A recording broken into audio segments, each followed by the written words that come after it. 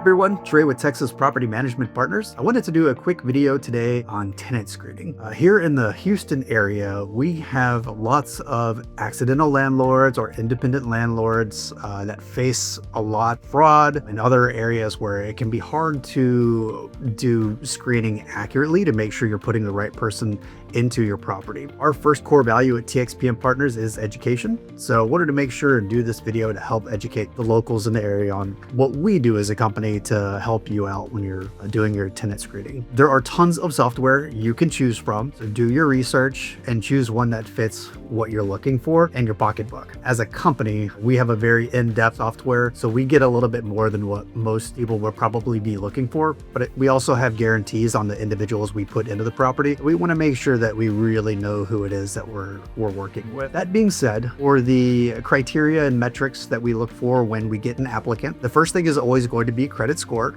We have a base score for every property that we put in. If a landlord requires a higher number, we can certainly adjust to that. And if anybody does not fit that credit score, we will still send that individual over to the owner for approval, depending if they're, willing to do that for that individual. Because not everybody is the same, and certain people go through experiences in life. You get divorced, you have, loved ones pass away, stuff like that. Life just happens, and we realize that. So we try to be amenable to the market as best we can. That being said, after credit score, the next thing we look for are judgments and evictions. For judgments, we want to make sure that somebody hasn't left a property and then left a $20,000 bill behind them. So if you are an independent landlord and somebody does damage your home significantly, I highly encourage you to seek a judgment against them.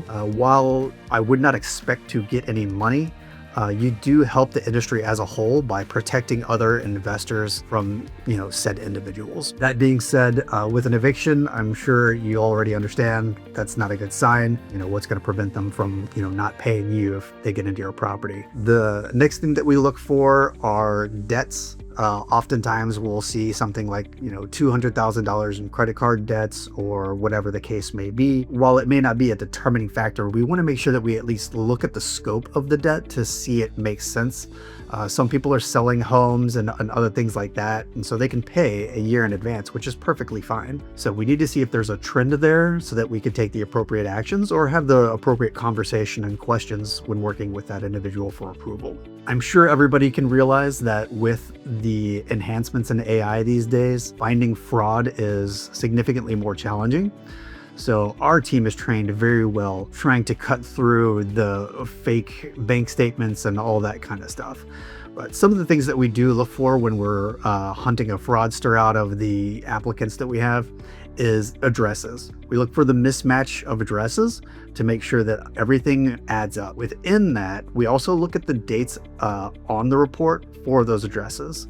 Oftentimes, we'll see things that don't match, and it raises red flags that we just need to get cleared up. Our software is better than most as an organization. Like I said earlier, with the guarantee, we use a company that allows biometrics. So that way we make sure that the individual that's applying is the actual individual that we're working with. But that is, that's up to you on what software and kind of expense you're willing to go with. Our standard turnaround time for approval is around 24 to 72 hours.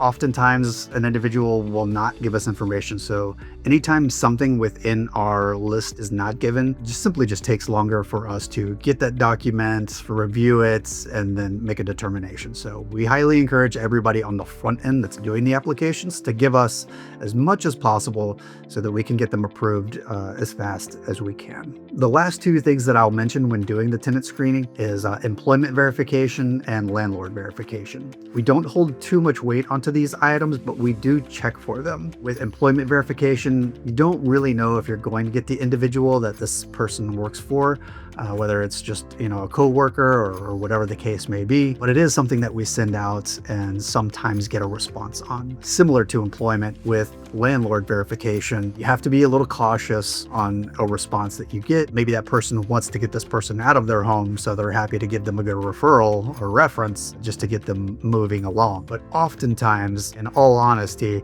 and transparency, we don't really get a lot of responses from landlords in this area, but it is something that we ask for. There you guys have it. If you have any questions, I highly encourage you to go to our website, texaspropertymanagementpartners.com. Click on our meeting link for a consultancy if you've got questions, or call us 800-833-8330, and let's schedule some time to talk. We're happy to help and educate you on anything real estate related.